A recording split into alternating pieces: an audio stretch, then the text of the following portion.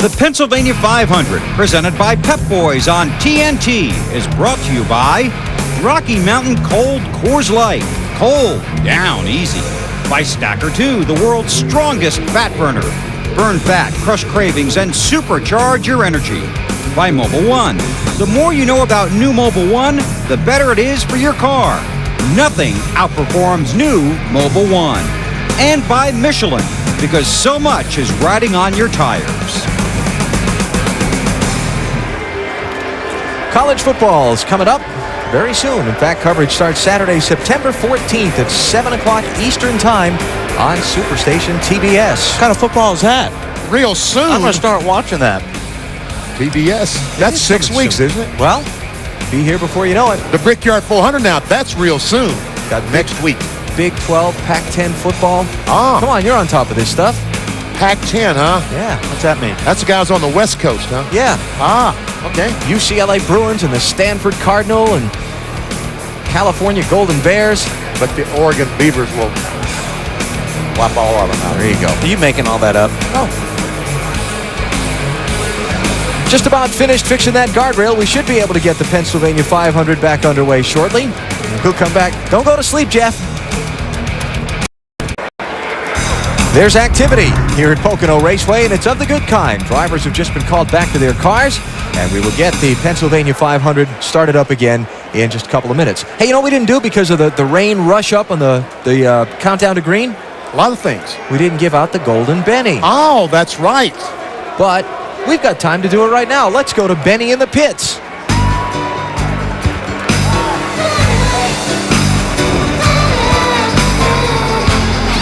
All right, last week we saw Ward Burton go to victory in Loudon, New Hampshire.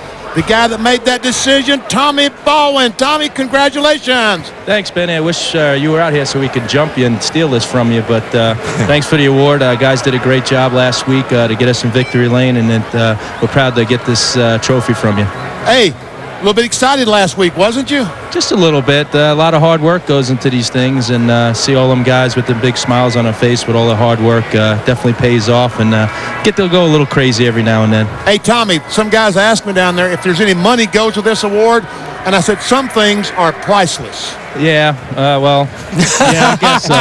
and speechless, too, right? Yeah, we'll deal with that on the golf course maybe one day, but thanks, Benny. I appreciate it, man. Hey, congratulations, Tommy. Great run last week. Thank you very much.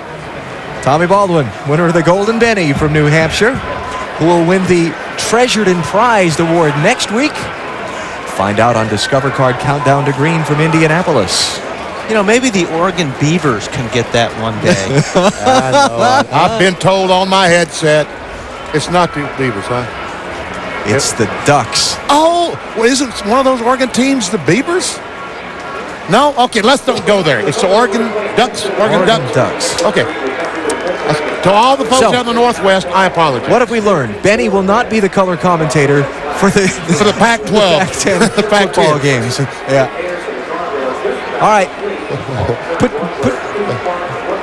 All right, let's go to Marty.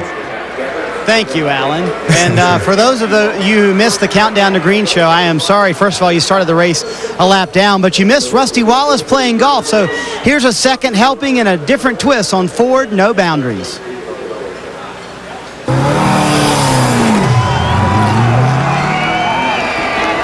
Instead of Ford No Boundaries, it's probably going to be Ford Out of Boundaries in this one. Yeah. That went out of bounds twice. Did you see that? See it anywhere? I have no idea. I think it's out of bounds. Get you easy. You want to look for it? I'll look for it. I'll go look for your ball. All right, good enough. You know, I can't find it anywhere, Rusty. Just a couple of green snake bites, you know, no problem there. And I didn't mind going in the woods because, Wally, I'm used to looking for your ball in the woods. That's where your ball always goes, you know. What you didn't see was Rusty throwing a ball at me, so I would think it was a snake. That's what you missed. But I'm used to being in the woods looking for your ball and Alan's, too, most times. Well, believe me, I've been in the woods plenty, and the foot wedge works just nicely when that happens. I've seen your foot wedge. It can go a long way, can't it, Wally? No boundaries on that, and when Wally golfs, there's no rules either. No, there isn't. All right, we're about set to get this thing back going again. Let's put you back inside the driver's seat here, Mr. Dallenbach. You've had to sit down for the better part of an hour now. You're all juiced up and ready to go for the start of the race. Well, and then you had to kind of take a nap. Yeah, most of the time when we restart these races like that, everybody's a little bit more careful, and it's probably a little bit better start because everybody realizes just what happened. So we'll probably see a little bit more give and take on the restarts after you have a situation like this. It's amazing. In Daytona Beach each year, they run qualifying races on Thursday. If you have a huge crash in the first one, the second one is almost always caution-free. If the first one is caution-free, almost always you have a big crash the second one. So, yeah, these guys have seen these cars torn up on the backstretch, and there will be a lot more give and take when this race restarts. We showed you the weather radar a little while ago. There is some weather that may threaten the area sometime later in the day, so that's on the minds of all the drivers and crew chiefs as they get set to go, meaning lap 100, halfway point of this race, may take on a little more importance as we roll on. Ricky Rudd is the leader. Pep Boys presents the Pennsylvania 500 on TNT. Waiting on the command to refire engines and resume the Pennsylvania 500 presented by Pep Boys here at Pocono Raceway. Been under the red flag for about an hour after a lap 1 crash just off turn 1 when Rusty Wallace and Steve Park got together, sending Park and Dale Earnhardt Jr.'s cars into that inside guardrail, destroying about a 30-40 foot section of it, and they've been working to replace that over inside the corners since then. Here's another look at the crash. Steve Park trying to go by Rusty Wallace. Rusty comes up, they make contact. Ricky Craven gets in the back of Steve Park and turns him left. Dale Earnhardt right in the path of Dale Earnhardt Jr. And like a bulldozer, here they go for the guardrail. The guardrail gives, and watches that car just goes right through it. The entire width of the car through the guardrail, but it does throw it back inside the track, up and over. And finally will do another half spin and stop on its side. And after some difficulties getting extricated from the safety equipment inside the cockpit, Steve Park did climb from the machine, and he is fine. Dale Earnhardt Jr. is fine. And the cars of Earnhardt Jr., Park, and Rusty Wallace are now back in the garage area. Check with Bill Weber. Well, thank you, Alan. We just handed out the Golden Benny to the 22 crew of Tommy Baldwin and company for winning last week in Loudon, New Hampshire. Want to take just a second to flash back to that event, a race that left cars crumbled and drivers complaining. In the garage here at Pocono, several teams told me they pulled, among other things, pavement, stones, and rubber out from underneath the car body after the race. I spoke to track owner Bob Bear on the telephone on Wednesday. He said he plans to roll the track with heavy equipment and then just let the track sit. That would allow the pavement that was put down 3 to 4 weeks before the New England 300 to fully set and hopefully not have any problems when we go back there in September.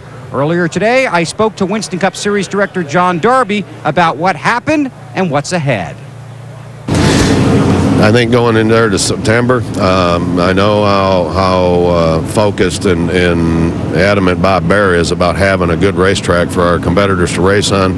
I'm sure he's already got engineers and asphalt people lined up probably all the way around the track looking at it to make the necessary repairs on turns 3 and 4, and then we can really see the benefit of what the change up there was. And you're confident that we will have a good race when we go back to New Hampshire in September? Oh, absolutely.